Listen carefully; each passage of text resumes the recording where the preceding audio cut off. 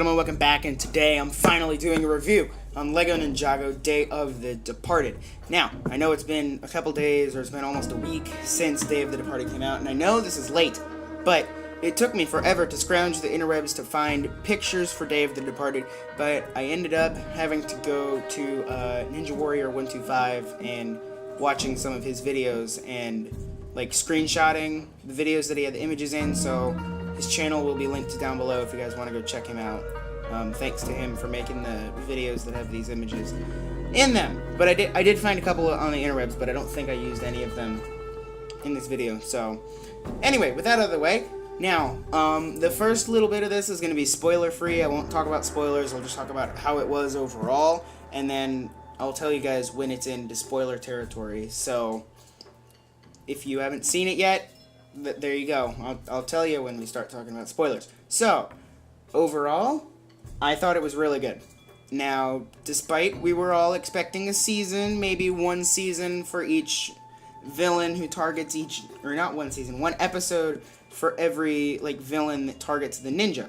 But it's not what we got, but still what we got was very good. I liked it. I enjoyed it. I thought, like, overall it was really good, the way it was directed and how they kind of merged the stories together. And I liked how everybody kind of but Cole was, like, doing their own thing, and then Cole was at the Temple of Air Jitsu dealing with his stuff with Sensei Yang. And then you have Kai and Nia were with Chen, Lloyd was with Pythor, Jay was with Samakai, and of course Zane was with Cryptor.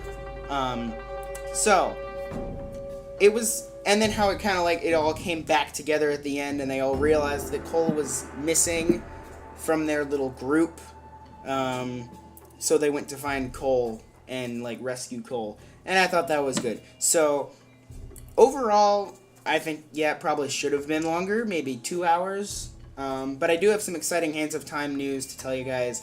That'll be a video coming out after this. It's something else, but I wish it would have been longer, so, you know, you could deal with the villains a little more. Like, I thought Zane and Cryptor could have gotten on a more intellectual level. Like, that would have been interesting to see, and definitely Kai, Chen, and Nia. That was a trio that probably needed to be expanded on more than it was. So, overall, I thought it was really good, and I'd say it was probably 10 out of 10. Probably, it's my favorite episode of Ninjago so far. If you even want to count it as an episode, what is this, like episode 66? Or is it 67? I don't know. You could count it as like 2 episodes since, you know, it's 44 minutes long versus 22, but I'm just going to count it as an episode. So, there you go. It was good. So, now we're going to get into the hardcore nitty-gritty spoiler territory.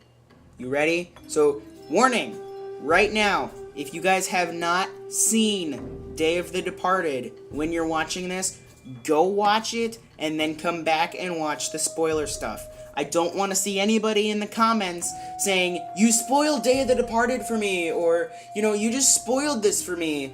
I'm warning you right now, so I am exempt from anything you can do to me about how I spoiled it, because I just gave you like a full 30-second thing saying I'm about to talk about spoilers.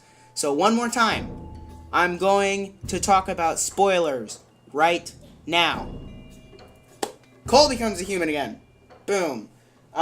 We still did not get explained what the green scar on his face is, which I felt like that needed to be explained. Like, what is the green scar on his face? Like, if you guys have seen Cole RX, or you saw him in the special, he has like the green thing. I'm looking at it right now. He has like the green scar thing next to his right eye or left eye. So what is it? Is that like his embodiment? Can he still like turn into a ghost? Like, can he go from like human back to ghost because of the scar? Or is that just a scar? Like, we don't know. Maybe it'll get explained in Hands of Time, but I highly doubt it, because this was more or less Cole's season that he didn't, like, this was more or less Cole's season that he never got. Like, you see, Skybound was Jay's season. The first season was Lloyd's season. The second season was also Lloyd's season. Season 3 was Zane's season. Season 4 was Kai's season. And then Season 5 was Lloyd's season again, I think. I mean, basically, whichever ninja owns the season is based on who is on the box. Oh, I just dropped it. I just dropped something. But Cole was on the box, so I'm calling this Cole's, like, episode/season. So I think they did need to explain what the scar was. And also, the Cole RX minifigure that we got in the Rock Rotor, yeah, the only thing you see of that in like, animated form is his hands turn orange, and you see the orange cracks going up his arm. But you never see any of the chest work. Like, if you guys have seen that minifigure, I did a review of that set. You don't see, like, any of the orange behind his emblem or anything. And the only things you see from the minifigure that translate into animated form is the scar in his eye and his hands. That's it. So that was a little disappointing.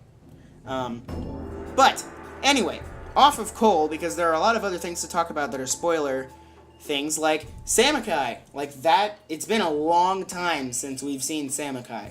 Like, I don't know, we saw Samakai in Skybound, like, in the very beginning of the first episode, but I don't really count that as seeing Samakai, more as that was an actor in a costume, whereas this is actually Samukai.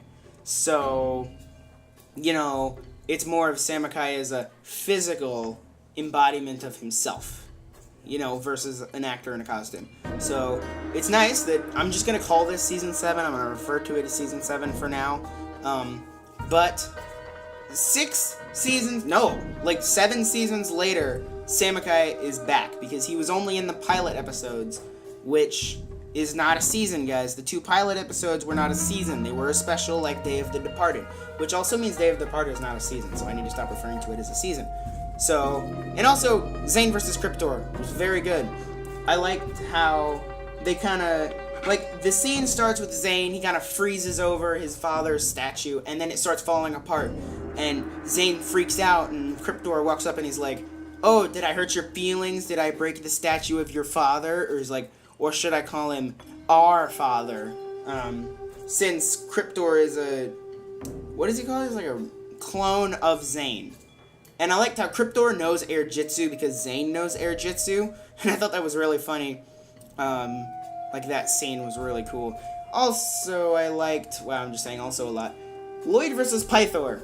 Not needed. I did not think that was legitimate. Like, Pythor had no excuse. He was like, "Oh, well, you know what, I killed Garmadon." Like, he technically killed Garmadon because he's the one who... Wait, no, Lloyd killed Garmadon. Lloyd killed his own father because he's the one who read it out of the spellbook and sent him to the Cursed Realm. But Pythor's reasoning was illogical, because it's like, "Oh, well, I killed Garmadon, so I'm gonna go kill the other one." Okay. Well, that's kind of...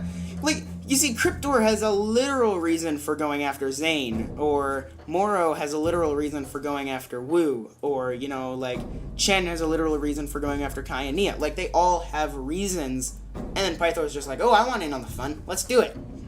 So, yeah. And then, if I didn't mention this already, which I don't think I did, Moro is my favorite Ninjago villain. He is my favorite. Like, I didn't have a favorite before Season 5, and then we got to Season 5, and it was like, whoa. Moro was unpredictable, which was kind of cool. And I did like how Moro was on the side of the ninja, because he was kind of like, he doesn't really have a debt to settle with anybody, because he kind of let himself die, versus, like, at the end of Season 5, you have Moro and Wu. Wu is trying to keep Moro from falling in the water, and then he's like, "You can only save those who want to be saved," and then he lets himself fall into the water. So he doesn't really have he doesn't have a debt to settle with anybody, because he's the one who ended himself. So I like how he went and he told the ninja that, you know, this is going to happen and this is going to happen and all that and such. So, with the spoiler rating versus the actual other rating I had. It's still going to get a 10 out of 10. I liked it. Can't wait for Hands of Time, because Hands of Time is supposed to deal with time travel, Kai and Nia's parents, and all that stuff. They also need to introduce Cole's mother, because we all know Cole's father does not have abilities. So, if you guys enjoyed this video, don't forget to leave it a like down below, subscribe for more Ninjago awesomeness and theories, and I will see you guys next time. Peace!